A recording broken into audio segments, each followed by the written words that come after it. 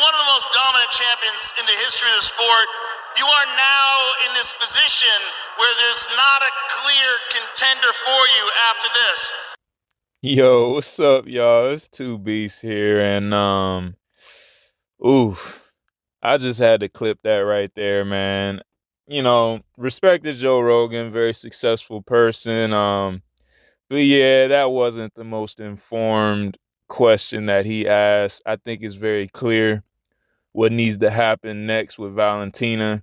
But speaking on the fight first, uh, man, Valentina is looking well.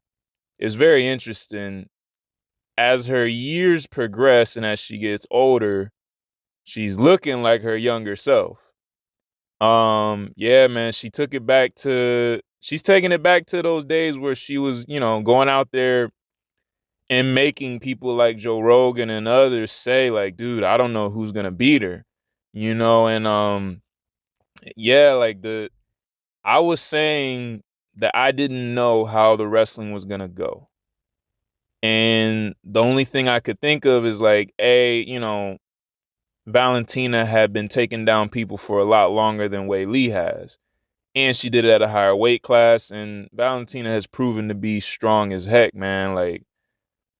So it made sense, but I didn't think it was going to be to this extent that she had the advantage. And it became very evident that size played a huge factor in this.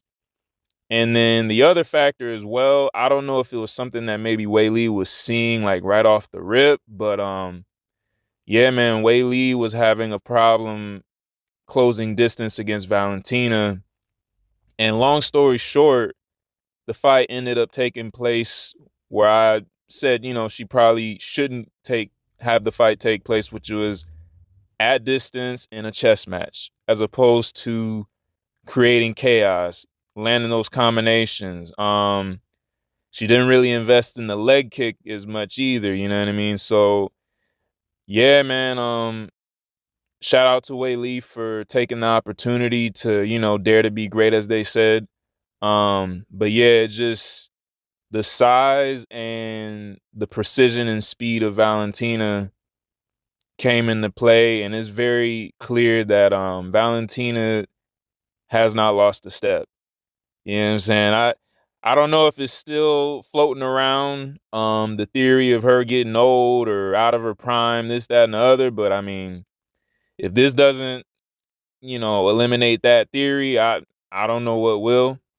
I do still stand by what I said, man. Like, if Valentina handily defeats Wei Lee and then turns around and does the same thing to Natalia Silva, I just personally don't see how you could argue against her as GOAT, man. I mean, she's also lost her title, got it back, just like Nunes did, but Nunes won one, and, that was it. Valentina's now on her second one. And, the competition that she's doing it against is the new evolution of flyweights, you know what I'm saying? Like, the Natalia Silva fight really interests me more than ever now, because although she doesn't fight that way, Manon is up older in age, you know what I mean? She's in I think she's like mid 30s, upper 30s, getting there or whatever, if I'm not mistaken. And then Wei Lee, 36. You know what I'm saying? So I don't feel like either one of those fighters fight like an aged fighter, like, they're past their prime, so to speak. But that age, that number still exists. So with Natalia being, I think, about 27, 28,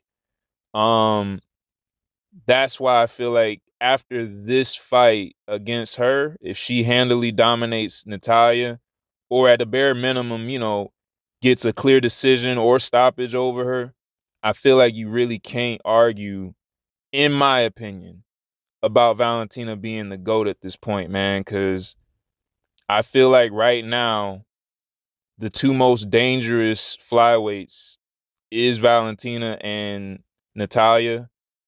And I mean, we've seen what happened with Manon, and I'm not saying that she's not dangerous, but I just feel like those two styles are the ones that are giving people the most fits at the moment.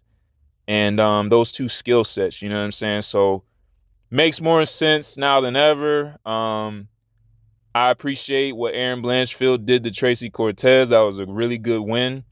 I got it wrong. It's unfortunate, but I'll be around to reply to any kind of, comments or this, that, and the other about, oh, you got it wrong. Hey, I got it wrong. That's what's cool about this sport, man. You could think it go one way and it go a completely other one. So shout out to Aaron Blanchfield, great fighter. Her and Fatima, excuse me. Great camp over there, man. Doing things the right way, getting these real clear dominant victories out here. But as much as I appreciate Fatima and Aaron specifically, I just feel like the two most dangerous in this division right now and the two biggest problems, Natalia and Valentina, they need to go at it, man. They need to go against each other. And to me, on the other side of it, me being the Natalia Silva fan, if she can pull off a W against this version of Valentina, man, I would have to say that the rest of the division better look out, because you got the most effective wrestler in the division and the most effective striker. I mean, we can't really argue who's got the better striking at this point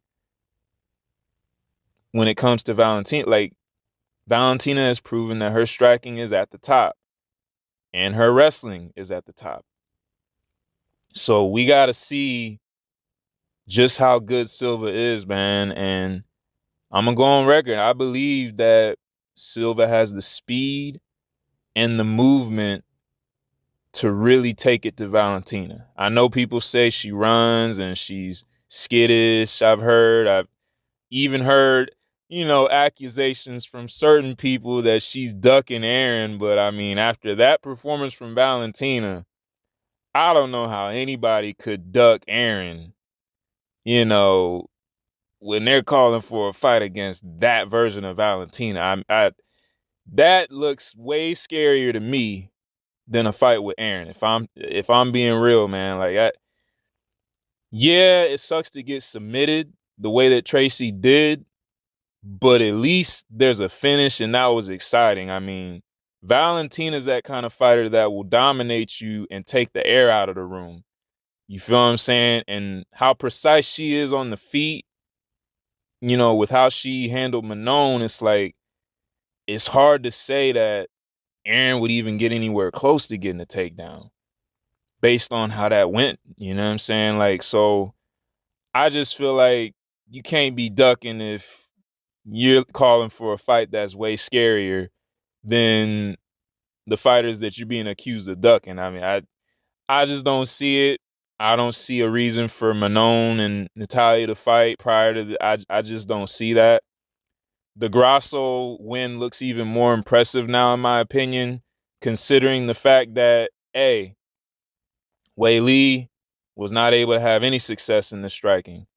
And we just saw just how difficult it is to fight Valentina. So the fact that Grasso managed to walk out of 2 title fights with this woman and be holding a belt, I mean, you got to give props to Silva for the way she did it. She didn't even use wrestling, and Grasso didn't even have to think about a takedown, and she still could not come close to beating Silva.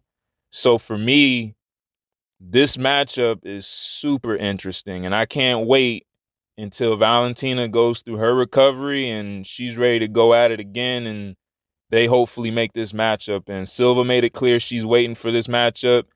I want to believe that, UFC is headed in the right direction, considering that they had her in the crowd. They did the split screen. Only thing they were missing were the face-off in the cage, but I'll still take what we got, you know what I mean? Because at least it shows that, aside from Joe Rogan's comment, at least it shows that, they're going in the right direction, hopefully. So I know people will call it boring. I was still on the edge of my seat till the end.